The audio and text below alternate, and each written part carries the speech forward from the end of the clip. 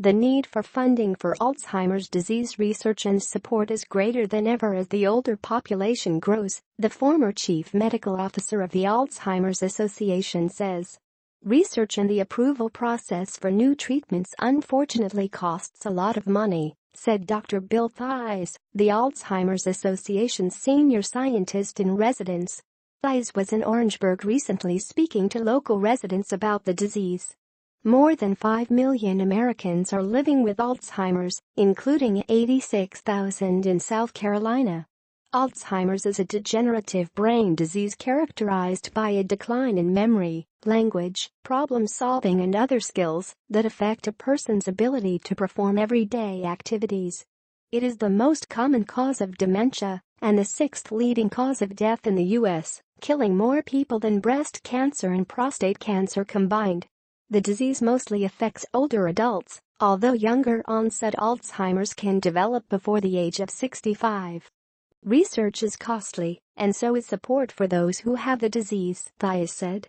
People don't get Alzheimer's disease and die rapidly, they have the disease for a long time, and they need hands-on care from other people for a long period of time, he said. And as the population grows older, the number of people diagnosed with the disease grows as well. But the younger population is shrinking, even though the need for care for older Americans continues to rise. So all of that draws a very dark picture if you don't interrupt that cycle with some sort of treatment that prevents people from going on to the catastrophic later stage of the disease, Thies said. And that's what the whole field is working on at the moment, he said. The Alzheimer's Association is the leading voluntary health organization in care, research and support of the disease, and is the world's largest private, non-profit funder of Alzheimer's disease research. So, we're trying to raise money from the community to help us support certain strategic investments that maximize the impact of the large federal government investment in Alzheimer's research, Thies said. A big part of what we do is manage the research efforts of the organization, he said.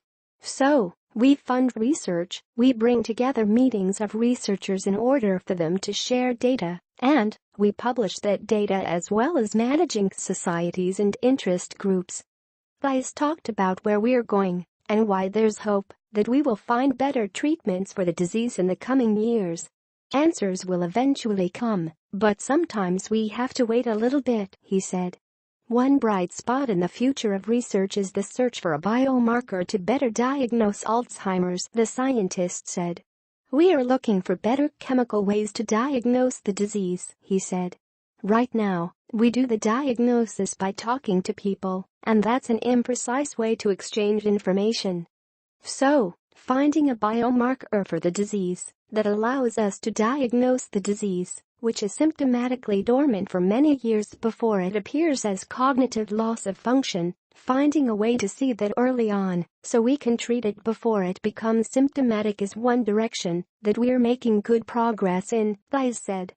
Another area of interest is the search for a molecule that will interrupt the pathology of the disease, he said.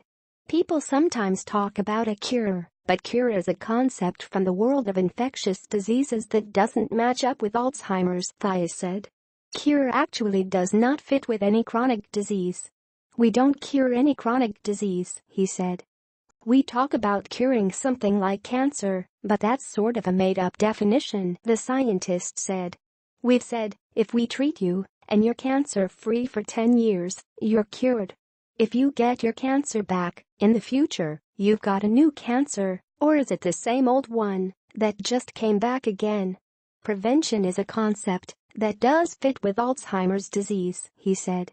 Prevention is a statistical concept of lowering the number of cases of any disease in a given population by some sort of invention, Thies said.